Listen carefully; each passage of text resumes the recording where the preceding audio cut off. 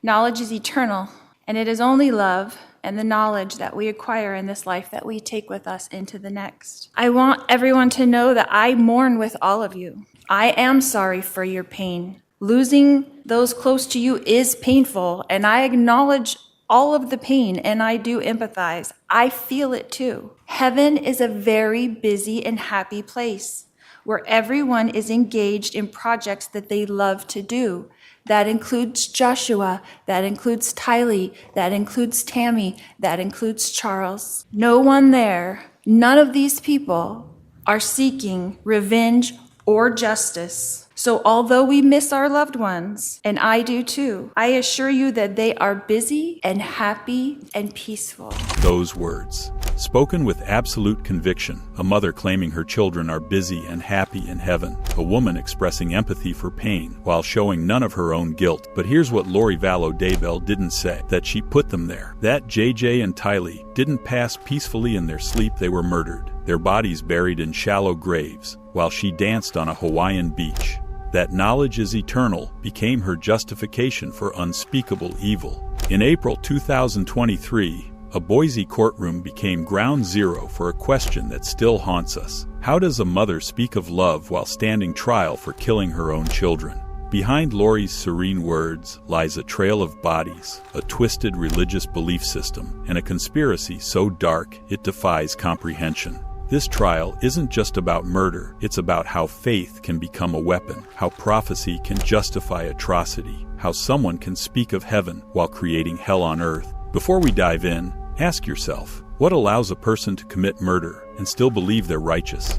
The shocking answer lies in what happened when faith became fatal. The Ada County Courthouse stands solid against Boise's spring sky, but inside, the air feels unstable, charged with horrified anticipation. Every seat in the courtroom gallery is claimed. National media fills rows designated for press. Family members of the victims sit rigid, bracing for testimony they've dreaded for nearly 4 years. Lori Vallow Daybell enters flanked by defense attorneys Jim Archibald and John Thomas. She wears a navy blouse, her blonde hair styled carefully. At 49 years old, she could be anyone's neighbor, anyone's friend from church. Her calm expression, her composed posture, nothing about her appearance, suggests monster. This cognitive dissonance will haunt the proceedings. How can someone who looks so normal have done things so unthinkable? Judge Stephen Boyce calls the court to order. His demeanor is measured, his authority quiet but absolute. He has presided over countless cases, but this one is different. The crimes alleged are so disturbing, the evidence so graphic, that maintaining courtroom decorum will require vigilance. He surveys the space jurors, attorneys, defendant, gallery, and begins. This is the case of State of Idaho versus Lori Vallow Daybell. The defendant is charged with conspiracy to commit murder and first-degree murder in the deaths of Joshua J.J. Vallow and Tylee Ryan, and conspiracy to commit murder in the death of Tammy Daybell. She is also charged with grand theft. The charges sound clinical, but prosecutor Lindsay Blake's opening statement transforms them into human tragedy. Blake stands, moves to face the jury, and speaks with controlled intensity. The defendant, Lori Vallow Daybell, used money, power, and sex, or the promise of those things, to get what she wanted. It didn't matter what obstacle she had to remove to get what she wanted. If it was a person, it didn't matter who. The gallery is silent. Blake continues, building her case methodically. J.J. Vallow was a 7-year-old boy with special needs who required time, effort, and energy. That took away from what Lori wanted, which was spending time with Chad Daybell. Tylee Ryan was receiving Social Security survivor benefits. From her deceased father, Lori wanted that money.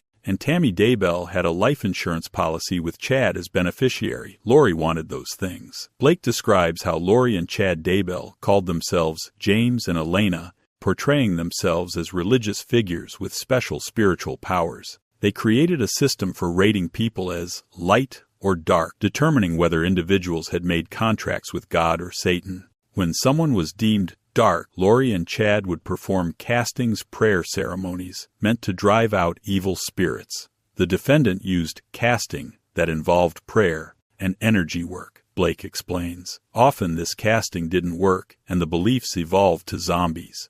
A common theme was, The body had to be destroyed. This is the first time the jury hears the word zombie in official court testimony. It sounds absurd, like science fiction. But Blake anchors the bizarre theology to concrete consequences. The children were in the way. They were obstacles. So the defendant removed them. Blake shows photos of JJ and Tylee alive, smiling, vibrant, full of life's potential. Then she describes what happened 17 days after Tammy Daybell died. While 2 children lay buried in Idaho soil, Lori and Chad danced on a Hawaiian beach, celebrating their wedding, exchanging rings they'd purchased while Tammy was still alive. They were getting married on a sunny beach in Hawaii, dancing and celebrating their life together, Blake says, her voice hardening. While Tylee and JJ were dead in the ground, defense attorney Jim Archibald rises for his opening statement. He faces an impossible task, defending the indefensible. His strategy: paint Lori as victim rather than villain,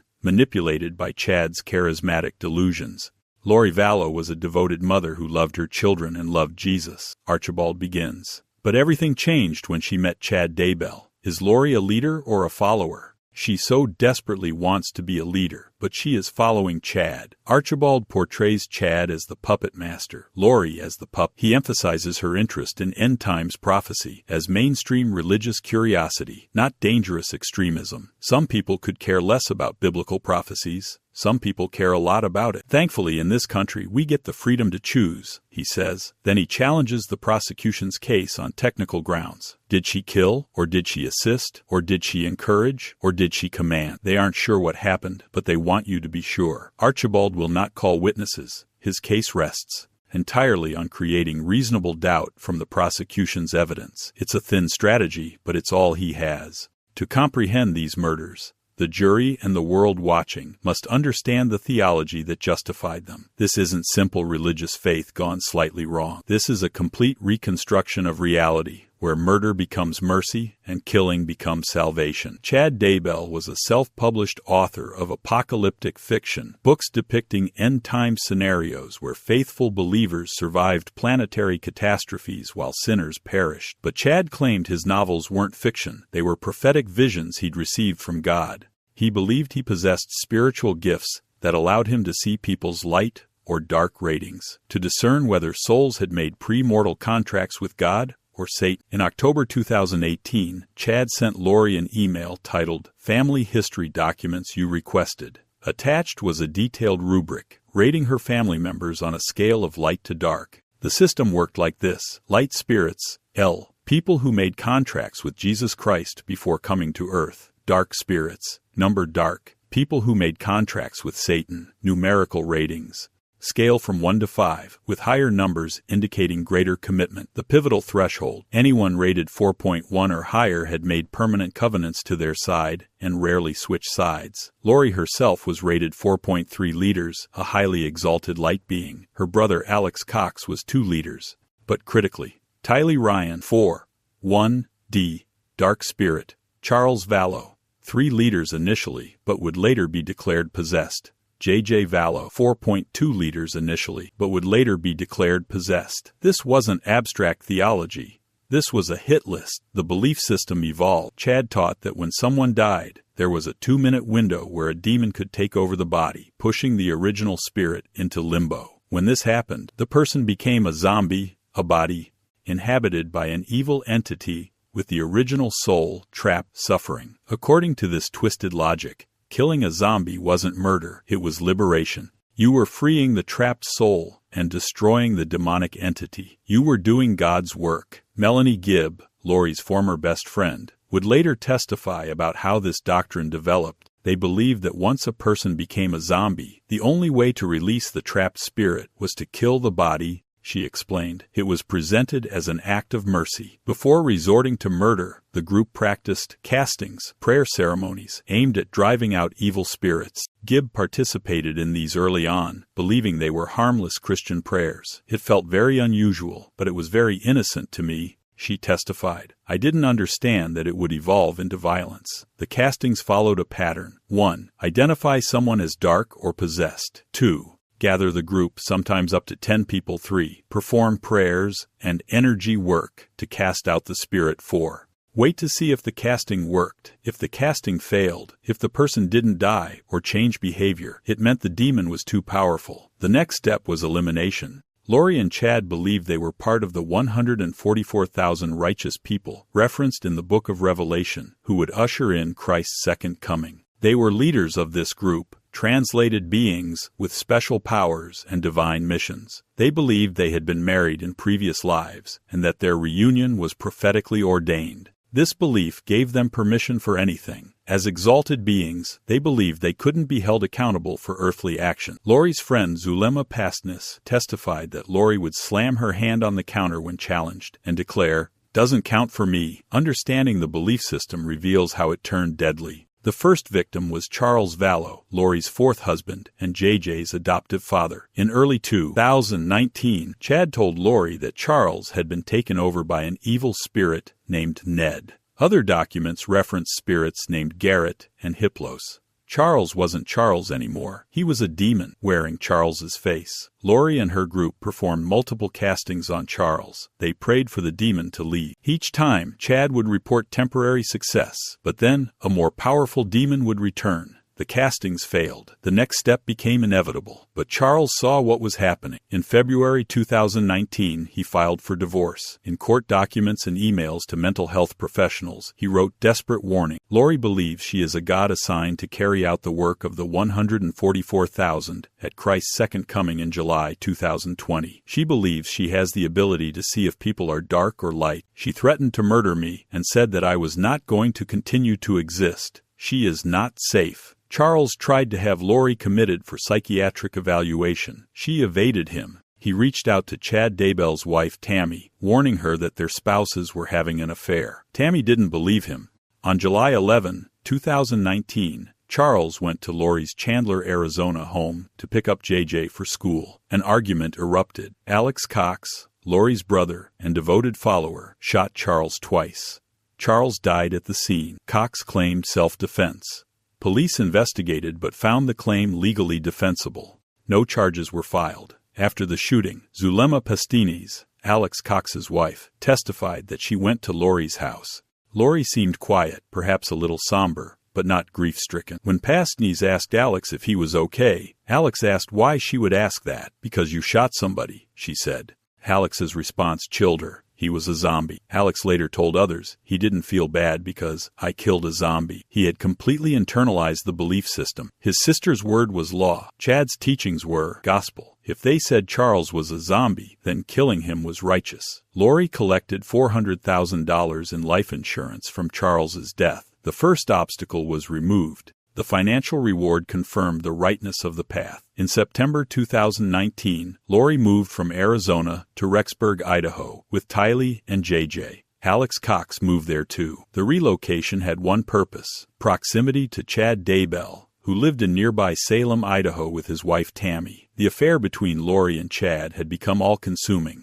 Melanie Gibb testified that Lori had 2 or 3 phones, one dedicated entirely to communicating with Chad. They used code names Lily and Bubby, sometimes Raphael. They communicated through burner phones and a karaoke app to avoid detection. They walked around the BYU Idaho campus holding hands. They sang and danced together. They were very affectionate and loving, Gibb observed. When she asked if Tammy knew about their relationship, they said they weren't concerned. Chad had told them Tammy was going to die soon anyway. On September 8, 2019, tourists photographed Tylee, JJ, and Lori at Yellowstone National Park. The images showed Tylee smiling near geysers, JJ excited by nature's wonders. They looked like any family on vacation. Within days, both children would be dead. Tylee was last seen alive on September 8. By September 9, her phone traveled back to Rexburg, but she did not. Cell phone data shows unusual activity at Chad Daybell's property on September 10, a weekday morning when Chad should have been working. Text messages between Chad, Lori, and Alex Cox discuss plans and timing. By afternoon, Tylee's phone went permanently silent. Forensic analysts later determined that Alex Cox carried Tylee's phone after her death, creating the illusion she was still alive. But why kill Tylee? The ratings provided the justification. She was 4-1D, a dark spirit permanently committed to Satan. The financial motive provided the push. She received Social Security survivor benefits that Lori wanted, and practically, Tylee was 16, old enough to question, to resist, to potentially expose what was happening. JJ lived longer. He attended Kennedy Elementary School in Rexburg briefly in September 2019. Teachers noted he was a sweet boy who needed extra support because of his special needs. Then on September 23, Lori withdrew him, saying she would homeschool him. She provided no documentation. The school made note and continued on. That night, September 22 to 23, became critical. Melanie Gibb and her boyfriend David Warwick were staying at Lori's townhome. They were there to record a religious podcast. Gibb saw Alex Cox carry JJ upstairs on his shoulder around 9 p.m., saying the boy had fallen asleep and he was putting him to bed. That was the last time anyone outside the conspiracy saw JJ alive. Gibb slept in JJ's room that night. JJ wasn't there. Tylee wasn't in the home either. The next morning, Gibb left for Arizona. She didn't realize she'd spent the night in a house of murder. Why kill JJ? Chad had told Lori that JJ had gone dark, been taken over by an evil spirit. Lori told friends that JJ was acting out more, that he was acting like he was possessed. She seemed troubled by it, but Gibb, who knew JJ well, saw no change in the boy's behavior. He was a typical young autistic 7-year-old, she testified. The real reasons were practical. JJ required constant care, time, and energy that interfered with Lori's ability to be with Chad. And like Tylee, JJ represented Social Security benefits that could be collected after death. Both children were gone. The cover-up began. While Lori's children were missing, another murder was being planned. Tammy Daybell, Chad's wife of nearly 30 years, stood in the way of Chad and Lori's divine mission. According to their belief system, Tammy had gone dark, been possessed by a spirit they called Viola. Text messages between Chad and Lori from October 2019 discuss death percentages for Tammy and reference her being in limbo and possessed. Chad had increased Tammy's life insurance to the maximum amount, naming himself beneficiary. On October 9, 2019, someone shot a paintball gun at Tammy as she walked in her driveway at night, frightening her. She reported it to neighbors, confused about who would do such a thing. Prosecutors would later argue this was a failed first attempt, an effort to create an accident that didn't escalate to murder as planned. 10 days later, on October 19, 2019, Tammy Daybell died. Chad and Tammy slept in separate bedrooms that night, unusual for their marriage. Chad later reported he woke and found Tammy dead. He didn't call 911 immediately. He waited, then called. Initially, authorities suspected no foul play. Tammy was 49, seemingly healthy, but sudden cardiac events happened. No autopsy was performed. She was buried in Utah. But as the investigation into the missing children intensified, suspicions about Tammy's death grew. In December 2019, authorities exhumed her body. Forensic pathologist Dr. Garth Warren conducted an autopsy. His findings: asphyxiation. Tammy Daybell had been suffocated, likely while she slept. Bruising on her body suggested restraint. This was murder. 2 weeks after Tammy's death, Chad married Lori in Hawaii. They honeymooned, while children rotted in graves, and Tammy's family mourned. When questioned later, Chad told Lori in a recorded call, "I've been told for years that Tammy would pass away at a young age. I had no idea you would be a part of my life. I just knew my life had 2 segments." He framed murder as prophecy fulfilled. The conspiracy began unraveling on November 26, 2019, when Detective Ray Hermosillo of Rexburg Police Department conducted a welfare check. Kay Woodcock, JJ's grandmother in Louisiana, hadn't heard from her grandson in months. Every time she called, Lori made excuses. Kay grew frantic. She contacted police. Hermosillo knocked on Lori's apartment door. Alex Cox and Chad Daybell were in the driveway. Hermosillo asked where JJ was. The men exchanged frightened glances. The silence stretched uncomfortably. "He's with his grandmother in Louisiana," Alex finally said. "That's unlikely," Hermosillo replied, "given she's the one who requested this check." More blank stares. More fear. When Hermosillo asked for Lori's phone number, Alex claimed he didn't have it, an obvious lie, given their close relationship. When asked about Lori, Chad said he hardly knew her and had only met her a couple times. Hermosillo knew this was false. His department had confirmed Chad and Lori married 2 weeks prior. The lies were piling up. The detective's instincts screamed danger. The next day, November 27, police obtained search warrants for 3 apartments: Lori's, Alex Cox's, and Melanie Pawlowski's, Lori's niece. When they arrived to execute the warrants, everyone was gone. The apartments were stripped bare: clothes, personal items, everything removed. Only children's toys remained, abandoned, like evidence of lives erased. Police also discovered firearms, ammunition, suppressors, and tactical gear. This wasn't a home. It was an armory. Lori, Chad, and Alex had vanished. More importantly, JJ and Tylee had vanished. On December 11, 2019, Rexburg police entered the children into the National Center for Missing and Exploited Children database. The case exploded into national consciousness. Where were the children? What had happened? And why wouldn't their mother help find them? Using cell phone data, credit card records, and airline manifests, investigators traced Lori and Chad to Kauai, Hawaii. They were living in a beachfront condo, enjoying tropical paradise, while 2 children remained missing, and families begged for answers. On January 26, 2020, a judge in Idaho issued a court order. Lori Vallow Daybell must physically produce JJ and Tylee to authorities within 5 days or face contempt charges. The order was served in Hawaii. Lori's response was silence. No explanation, no location, nothing. Her refusal to comply screamed guilt. A mother whose children are truly missing doesn't ignore a court order to produce them. A mother searching for missing children cooperates with authorities, begs for help, provides any information that might aid the search. Lori did none of those things. On February 20, 2020, Lori was arrested in Hawaii on charges of desertion and non-support of dependent children, resisting officers, and contempt. She fought extradition, but eventually returned to Idaho in March. Throughout her arrest and transport, she maintained the same eerie calm. No panic, no desperation, no normal maternal grief, just serene detachment. In court, Detective Hermosillo's testimony reaches its emotional crescendo. He describes June 9, 2020, the day that transformed a missing persons case into a homicide investigation. Acting on digital evidence,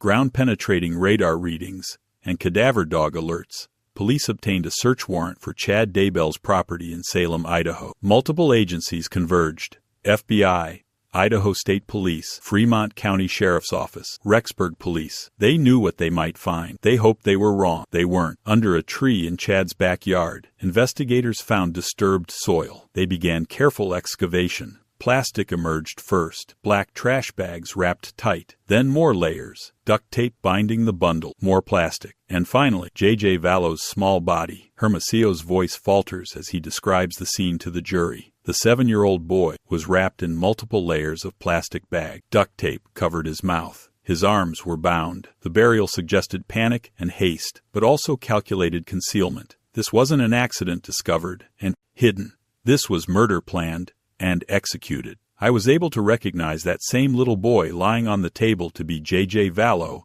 Hermosillo testifies, describing later seeing the body at the medical examiner's office. The courtroom falls silent. Larry Woodcock, J.J.'s grandfather, sobs audibly from the gallery. The weight of grief is physical, pressing down on everyone present. In a different area of Chad's property, near a fire pit, and in a section the Daybell family called the Pet Cemetery, investigators found more disturbed earth. They began digging. What they found was horror beyond imagining. Charred flesh, bone fragments melted by extreme heat, teeth, a partial human skull at the bottom of a green bucket, surrounded by burned tissue. Tylee Ryan's body had been deliberately destroyed, dismembered, burned, and buried in pieces. The brutality suggested rage, or perhaps a cold attempt to make identification impossible. Forensic analysis would later determine that tools found in Chad's shed, a pickaxe and shovel, contained Tylee's DNA. The evidence painted a gruesome picture. Tylee murdered, her body dismembered, burned in the fire pit, then buried in scattered locations on Chad's property. Hermosillo describes the stench, the condition of the remains, the hours of careful excavation required to preserve evidence while recovering what was left of a teenage girl who once loved photography and horses. The jury sits stunned. Several jurors wipe tears. The horror is overwhelming. Before these photos are shown to the jury, Lori's defense attorneys request she be excused from the courtroom, citing the impact on her fragile mental health. The prosecution objects.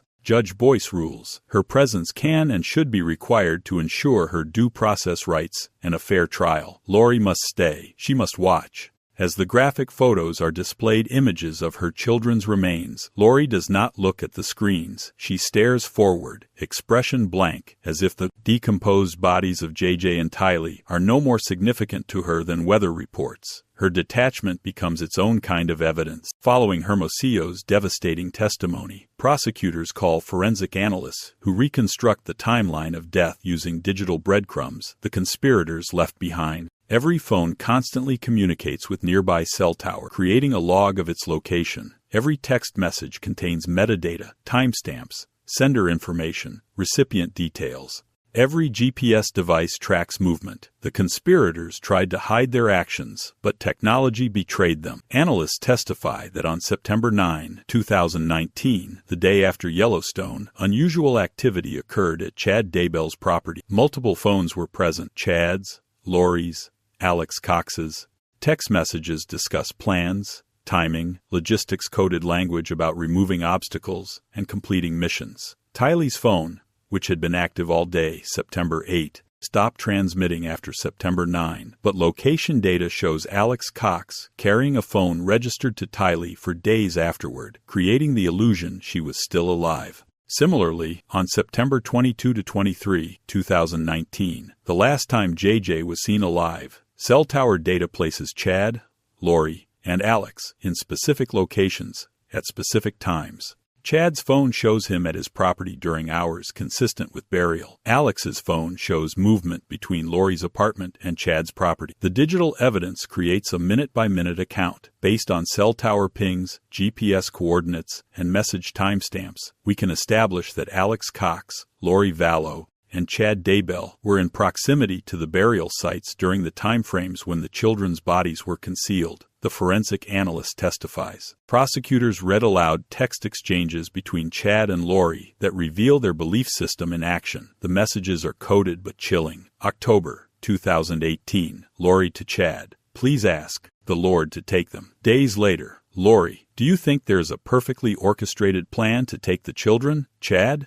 "There is a plan being orchestrated for the children." September 2019, Chad describes different people as dark or possessed. He rates family members numerically. He discusses death percentages. October 2019, regarding Tammy. Text messages reference her being in limbo and possessed by Viola. The defense will argue these texts prove nothing, that spiritual discussion doesn't equal murder conspiracy. But to the jury, the pattern is clear. Each person labeled dark or zombie subsequently died. The texts are prophecy, plan, and confession, all at once. Money motivated these murders as much as delusion did. Prosecutors present bank statements, social security records, and insurance documents that reveal systematic fraud. After Tylee's death in September 2019, Lori continued collecting her social security survivor benefits. These were funds allocated for Tylee's care, legally required to end when Tylee died. Lori never reported Tylee's death. She simply collected the money, thousands of dollars deposited monthly into accounts she controlled. The same pattern occurred with JJ. His benefits continued flowing after his death. Lori used the money for shopping, restaurants, travel expenses, Hawaii trips, funded by money stolen from dead children. When Charles Vallow died, Lori collected $400,000 in life insurance. When Tammy Daybell died, Chad collected her life insurance payout, a policy he'd increased to maximum just a month before her death. The financial timeline is damning. July 11, 2019. Charles dies. Lori receives $400,000. September 2019. Children die. Benefits continue flowing. October 19, 2019. Tammy dies. Chad receives insurance payout. By December 2019, Chad and Lori are living off Tammy's side. Insurance, traveling, enjoying newlywed life. Defense attorney Mark Means would later confirm Lori and Chad were living off his late wife's life insurance. The statement was meant to explain Lori's inability to post bail but it confirmed the prosecution's theory. These murders had financial incentives. On Thursday, April 13, 2023, Melanie Gibb takes the stand. She's the prosecution's star witness, someone who was inside the belief system, participated in the castings, watched the ideology evolve from spiritual discussion to murder justification. Gibb met Lori at a church event in 2018. They became fast friends. When Lori met Chad at a religious conference, Gibb was there. She watched their immediate, intense attraction. They appeared extremely interested in each other, even though Lori was married to Charles, Gibb testifies. Lori told Gibb that Chad had informed her they'd been married in past lives, multiple previous probations on earth. They were sealed by Jesus Christ. Their reunion was prophetically ordained. This wasn't a mere affair. It was cosmic destiny. Gibb describes the belief system in detail. If someone was light, they had made contracts with Jesus Christ before they came here. If they were dark, they made contracts and promises with Satan. The first person Lori talked about specifically becoming dark was Charles Vallow. She received that information from Chad. A casting began as a prayer. It was used to cast evil spirits out of someone. Gibb participated in early castings for Charles. It felt very unusual, but it was very innocent to me. I didn't understand that it would evolve into violence. Chad told Lori that if a casting failed, it meant the demon was too powerful and the original spirit had been pushed into limbo. The person became a zombie, a body possessed, the original soul trapped and suffering. They believed that once a person became a zombie, the only way to release the trapped spirit was to kill the body. Gibb testifies about the people Lori identified as dark: Charles Vallow, Brandon Boudreaux, Lori's niece's ex-husband, who survived a murder attempt, Tylee Ryan, J.J. Vallow, Kay Woodcock, and others. Every person on that list became a target. Gibb saw Tylee before the move to Idaho, but never saw her again. When she visited Lori in Rexburg, she asked about Tylee. Lori said she moved her into a dorm at BYU with some female friends. It was a lie. Tylee was already dead. Gibb was in Lori's Idaho home the night J.J. died. She saw Alex Cox carry J.J. upstairs, asleep on his shoulder, around 9 p.m. on September 22, 2019. She slept in J.J.'s room that night. J.J. wasn't there. She left the next morning, not realizing what had happened. In December 2019, after police contacted Gibb asking about J.J.'s whereabouts, she became suspicious. She secretly recorded a phone call with Lori and Chad, asking where the children were. The recording is played in court. Lori's voice is calm, even cheerful. "He's happy and safe. I know where he is." Gibb asks why Lori won't tell anyone. Lori responds, "If they don't know anything, they don't have to say they know. I'm just keeping him protected." Chad adds defensive conspiracy theories. "All these conspiracy theories are making me sick to my stomach. Absolutely sick. I've been told for years that Tammy would pass away at a young age." The call reveals their mindset. They believe they're righteous. They believe the world is against them. They show no concern for the children's well-being, because in their reality, the children aren't missing. They're protected, buried. Early in the trial, prosecutors presented testimony from Brandon Boudreaux, demonstrating the conspiracy extended beyond Idaho. Brandon was married to Melanie Pawlowski, Lori's niece. In October 2019, Brandon and Melanie were divorcing. On October 2, someone attempted to murder Brandon. Brandon testified about returning home from the gym that morning. As he pulled into his driveway in Gilbert, Arizona, a Jeep Wrangler pulled up behind him. He recognized the vehicle it belonged to, Tylee Ryan, a gift from her father, Charles. A rifle barrel with silencer emerged from the Jeep's window. Brandon heard a bang. His car window shattered. He accelerated, escaped, called 911. Phone records would later show Alex Cox's phone near Brandon's home at the time of the shooting. The Jeep was registered to Tylee, but Tylee was already dead. Someone else was driving it. Prosecutors argue it was Alex Cox, following orders from Lori and Chad. Brandon was on the dark list. He needed to be removed. Brandon survived, but his testimony proved the conspiracy's reach. This wasn't isolated incidents.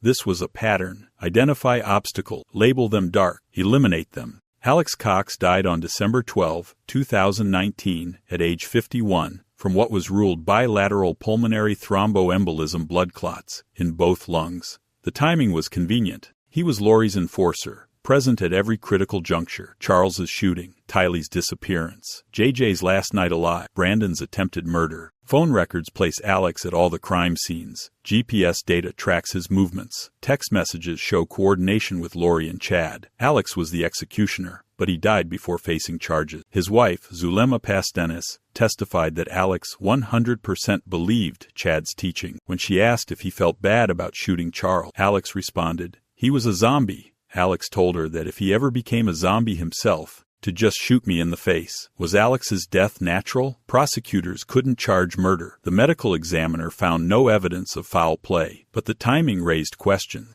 Alex knew everything. He had done everything. And then suddenly, conveniently, he was gone. Some theorized he was poisoned or eliminated to tie up loose ends. Others believed stress and guilt literally killed him. The truth died with Alex. What remains is certainty. He was central to the conspiracy, and his death left Lori and Chad more vulnerable.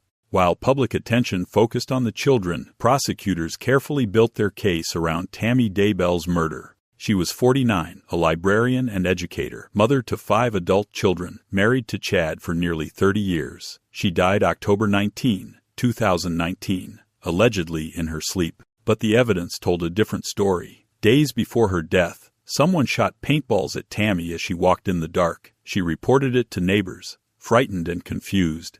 Prosecutors argue this was attempt number 1, meant to be an accident that didn't escalate as planned. In September 2019, Chad increased Tammy's life insurance to the maximum allowed, naming himself beneficiary. A month later, she was dead. Tammy was healthy. Her sudden death surprised everyone, but Chad didn't call 911 immediately. He waited. When he did call, he reported waking to find her dead. The coroner initially ruled natural causes, no autopsy performed. As the missing children investigation intensified, authorities grew suspicious. In December 2019, they exhumed Tammy's body. Dr. Garth Warren's autopsy revealed asphyxiation. She'd been suffocated. Bruising suggested restraint. This was homicide. Messages between Chad and Lori discussed death percentages for Tammy and her being possessed by Viola. Days before Tammy died, Lori texted she couldn't be with Chad until things changed. Chad responded that being with Lori was all that mattered. Tammy was the final obstacle. With her dead, Chad could collect insurance, marry Lori, and pursue their mission without impediment. Tammy's family testified about their shock and grief, first losing her suddenly, then learning she was murdered, then watching her husband stand trial. The betrayal was multi-layered. Chad didn't just kill Tammy. He destroyed 30 years of marriage, 5 children's understanding of their father, and a community's trust. Jim Archibald and John Thomas face an impossible defense. The evidence is overwhelming. Digital forensics, financial records, witness testimony, the children's bodies buried on Chad's property. They cannot argue Lori's innocence based on facts. So they argue manipulation and reasonable doubt. Lori Vallow was a devoted mother before Chad Daybell entered her life, Archibald argues. He paints Chad as a charismatic cult leader who preyed on Lori's religious interests, twisted her faith into fanaticism, and manipulated her into crimes she wouldn't have committed alone. Is Lori a leader or a follower? Archibald asks rhetorically. She desperately wants to be a leader, but she was following Chad. This strategy requires walking a tightrope. Archibald must acknowledge Lori's involvement while minimizing her culpability. He frames her as under Chad's spell, a term he uses repeatedly. He emphasizes her prior life, mother, friend, church member. He suggests Chad corrupted her. The defense challenges the prosecution on technical grounds. Of the 15,000 text messages between Chad and Lori, Archibald notes, "Show me one that says, 'When are you killing Tylee?' It's not there. Show me one where Lori says, 'When are you killing JJ?' It doesn't exist." He argues that spiritual talk, even bizarre spiritual talk, isn't proof of murder conspiracy. That being present in Rexburg while murders occurred isn't proof of participation. That collecting benefits after deaths is theft, perhaps, but not murder. Did she kill, or did she assist, or did she encourage, or did she command? Archibald asks. The prosecution charges her with all of these, but they aren't sure what happened. They want you to be sure when they aren't. The defense filed an alibi, claiming Lori was in her Rexburg apartment with friends Melanie Gibb and David Warwick when the children were killed in Alex Cox's apartment. She was in Hawaii when Tammy was killed in Idaho. Therefore, she couldn't have committed the murders directly. This argument is technically true but practically hollow. Murder conspiracy doesn't require being present at the killing. It requires agreement to kill and steps taken toward that goal. The prosecution has proven both abundantly. Critically, the defense calls no witnesses. This surprises observers. Typically, defense teams present character witnesses, experts on psychology or coercion, anyone to humanize the defendant. But Archibald and Thomas calculate that any witness they call will be eviscerated on cross-examination. The prosecution's case is too strong. Better to create doubt from their evidence than add weak evidence of their own. Before resting, the defense makes a Rule 29 motion, seeking judgment of acquittal on grounds of insufficient evidence. Judge Boyce denies it on all counts. The case goes to the jury. The prosecution calls Colby Ryan, Lori's oldest son, for testimony that becomes the trial's emotional epicenter. Colby is in his 20s, married, building his own life. Tylee was his sister. JJ was his brother. Lori is his mother. How does someone navigate that impossible constellation? Prosecutor Lindsay Blake handles him gently. When did you last speak with Tylee? July 2019, Colby says, voice breaking. She was excited about school starting. She wanted to try out for volleyball. And JJ? Around the same time, he showed me a drawing. He was such a sweet kid. Blake asks about the months after, when Colby tried to reach his siblings and got vague answers from his mother. She asks about the moment police told him his siblings were dead, found buried. She asks about how he's coped. Colby describes loving his mother while hating what she did. He describes the impossibility of reconciling the woman who raised him with the woman on trial. He describes living with knowledge that his mother valued prophecy more than his siblings' lives. On cross-examination, John Thomas tries to use Colby to support the manipulation defense. Would you describe your mother as someone who could be influenced by others? She was strong-willed, Colby responds carefully, but when she met Chad, she changed. It was like she became someone else. Thomas presses. So someone did change her? Someone influenced her to become this person? Colby nods slowly. But then he adds, unprompted, but she was still my mother. She still made choices. She could have said no. The courtroom absorbs this. A son's love battles with a son's truth. Love doesn't excuse murder. Influence doesn't absolve action. Colby leaves the stand, and the gallery weeps with him. He has testified against his own mother because the truth demands it, even when the truth destroys what remains of family. On a Thursday in early May 2023, Prosecutor Rob Wood delivers closing arguments that transform the 6 weeks of testimony into a cohesive narrative of greed, delusion, and murder. The defense wants you to believe Lori Vallow was under Chad Daybell's spell. Wood begins, that she was manipulated, coerced, led astray by religious delusion.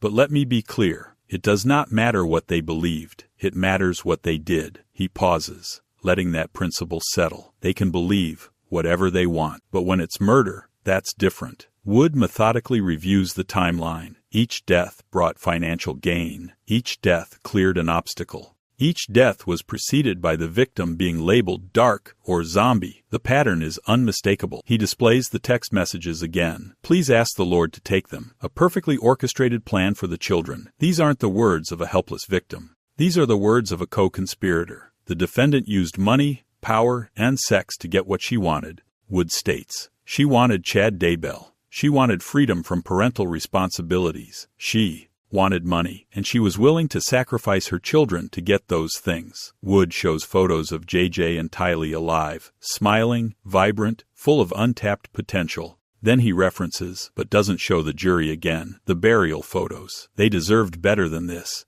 They deserved a mother who protected them. Instead, they got a mother who destroyed them. His final appeal is both legal and moral. Justice for JJ, justice for Tylee, justice for Tammy. Your verdict must speak for them, because they can no longer speak for themselves. Jim Archibald knows he's arguing uphill. His closing is shorter, under an hour, focused on reasonable doubt and compassion. Lori Vallow made terrible decisions. She should have reported her children missing. She shouldn't have collected benefits after their deaths. These are crimes, and she will answer for them. But the question before you is narrower. Did she conspire to murder? Did she commit murder? He returns to his technical arguments. No explicit murder plans in texts. No physical evidence placing Lori at the burial sites during the precise moments of burial. No confession. Everything is circumstantial, he argues. The state charges conspiracy because they can't prove Lori killed anyone with her own hands. But conspiracy requires agreement and action toward a criminal goal. Where is the agreement? Spiritual talk isn't agreement. Religious discussion isn't conspiracy. Even as he speaks, the argument feels hollow. The jury has seen the evidence. They've heard the witnesses. They know what happened. Archibald's final plea is for compassion. Whatever you decide, remember, Lori was human. She was manipulated by a man who promised her eternal significance. She made horrible choices, but she was led to them. Consider that in your deliberations. It's the best he can do with an indefensible case. Judge Boyce then instructs the jury on law, burden of proof, standards of evidence, and definitions of conspiracy and murder. His instructions are meticulous, ensuring the jury understands their legal obligations. He defines conspiracy, an agreement between two or more persons to commit a crime, and an overt act toward accomplishing that crime. He defines reasonable doubt, not every possible doubt, but doubt based on reason. Proof beyond a reasonable doubt is proof that leaves you firmly convinced of the defendant's guilt. He reminds them, the defendant has no burden to prove innocence. The state must prove guilt. But proof beyond a reasonable doubt does not mean proof beyond all doubt. The jury retires to deliberate at 3:30 p.m. on Thursday, May 11, 2023.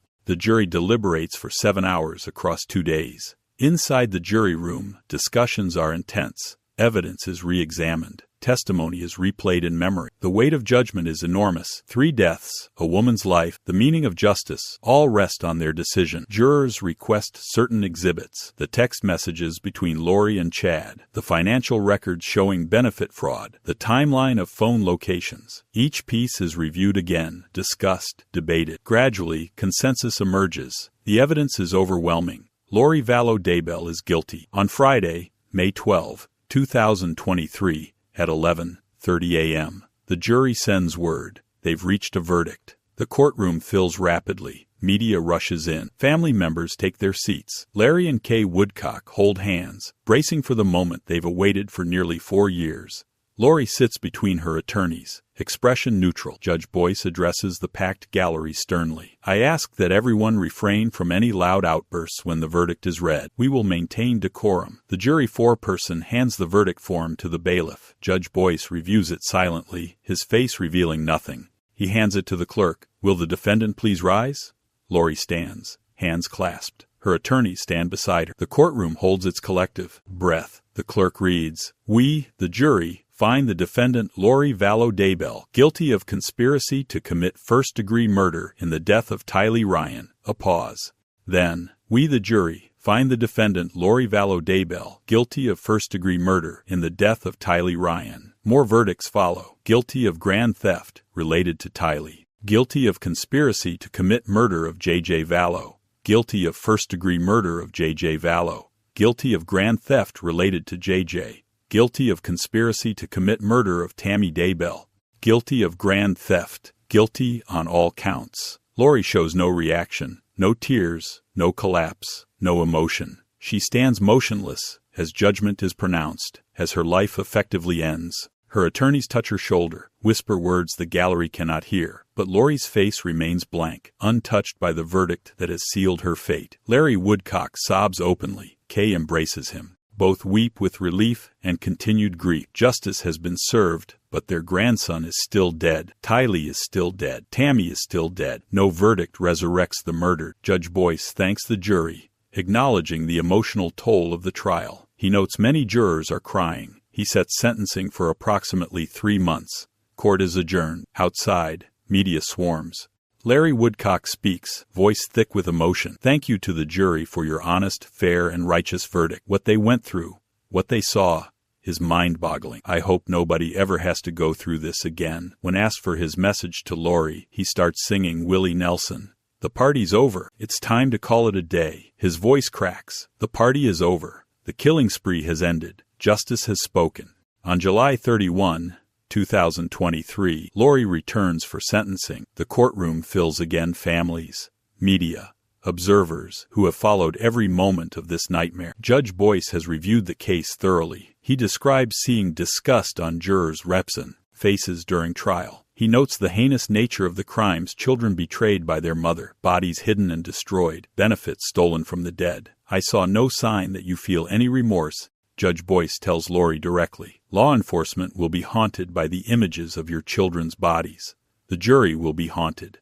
I will be haunted, but I see no evidence that you are haunted. He sentences her to multiple terms of life in prison without possibility of parole, to be served consecutively. In practical terms, Lori Vallow Daybell will die in prison. She will never know freedom again. Before the proceeding ends, Lori exercises her right to speak. For 8.5 minutes, she addresses the court. Her words shock in their delusion. Jesus knows me, and Jesus understands me. I have communicated with my children since their deaths. They are happy where they are. They have forgiven me. No one has been murdered. There has been no murder. The courtroom reacts with audible gasps. Even after conviction, Lori clings to the belief system that justified killing. She shows no insight, no acceptance, no return to reality. She either genuinely cannot comprehend what she's done, or she refuses to accept it. Judge Boyce listens without expression, then reaffirms the sentences. Lori is escorted from the courtroom for the last time as a defendant in Idaho. She will be transferred to the Idaho Department of Corrections, where she will serve her sentences until death. Lori's conviction was first, but Chad Daybell still awaited judgment. His trial began in April 2024, over a year later.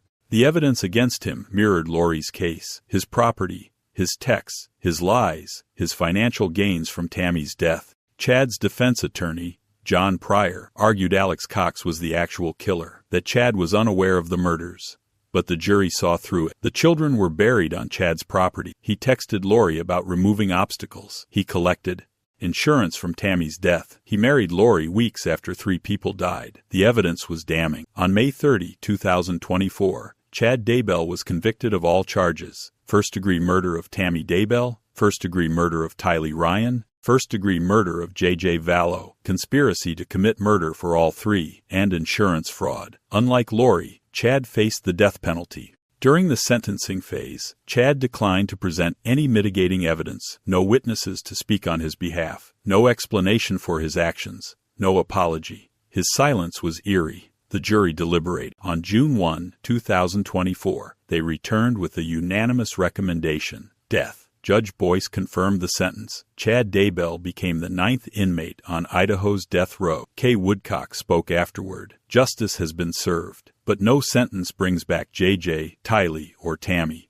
We live with that loss every day. As the trials concluded and sentences were pronounced, the broader question remained: how did this happen? How did religious belief twist into murderous delusion? How did a mother justify killing her children? How did intelligent people convince themselves that murder was divine mission? The answers are uncomfortable because they reveal how thin the line is between faith and fanaticism, between devotion and delusion. Chad and Lori didn't start with murder. They started with mainstream religious ideas, end times, prophecy, spiritual gifts, but they isolated themselves with increasingly extreme interpretations. They surrounded themselves with followers who validated rather than questioned. They created an echo chamber where bizarre became normal. Chad possessed the charisma of a prophet. He wrote books, gave speeches, claimed visions. People believed him. Lori, already spiritually inclined, found in Chad someone who affirmed her significance. He told her she was a goddess, a leader of the 144,000, married to him in past lives. This wasn't just flattery, it was identity reconstruction. The light-dark rating system dehumanized targets. Once someone was labeled 4, 1D, or higher, they weren't fully human anymore. They were spiritually compromised.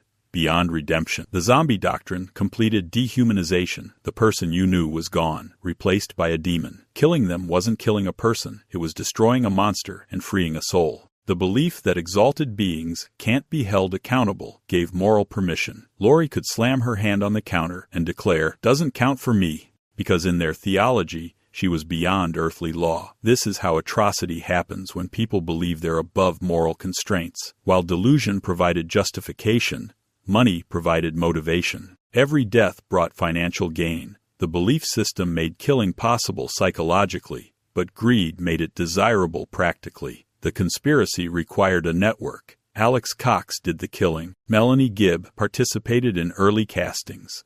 Others in their religious group validated the beliefs.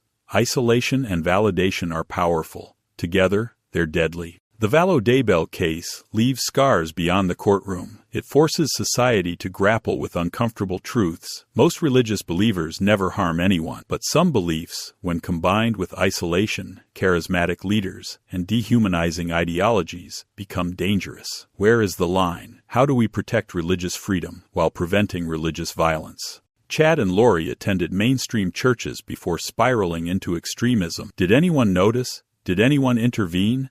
Religious communities must develop early warning systems for members adopting dangerous interpretations. JJ and Tylee were failed by systems meant to protect them. Schools, neighbors, family, all saw warning signs, but no one stopped the abuse. We need better reporting mechanisms, better intervention protocols, better protection for children whose parents are delusional. Lori was evaluated multiple times and found competent to stand trial, but clearly something was profoundly wrong. Where is the line between criminal responsibility and mental illness? The legal system found her guilty, but questions remain about whether she was psychologically capable of the reasoned judgment that guilt requires. Colby Ryan perhaps said it best in his victim impact statement, "I loved my mother, I still do. But I hate what she did. I hate that she chose her beliefs over her children. I hate that faith became more important than family. And I hate that I have to live with knowledge that my siblings died because my mother valued prophecy more than their lives." That is the legacy of Lori Vallow Daybell. Not prophecy fulfilled, not apocalypse survived, but simply 3 murdered, 3 families destroyed, and a nation asking how faith can fail so catastrophically. The trials delivered verdicts. History will deliver its own judgment. But for J.J. Vallow, Tylee Ryan, and Tammy Daybell, all judgments come too late. They cannot be restored. They can only be remembered, mourned, and honored by ensuring their deaths serve as warning. When belief becomes weapon, when prophecy justifies murder, when faith loses compassion, that is when religion becomes its opposite. That is when the divine becomes demonic. That is when mothers kill their children in God's name, believing themselves righteous while committing the ultimate evil. The courtroom has spoken. The story is told. The warning is clear.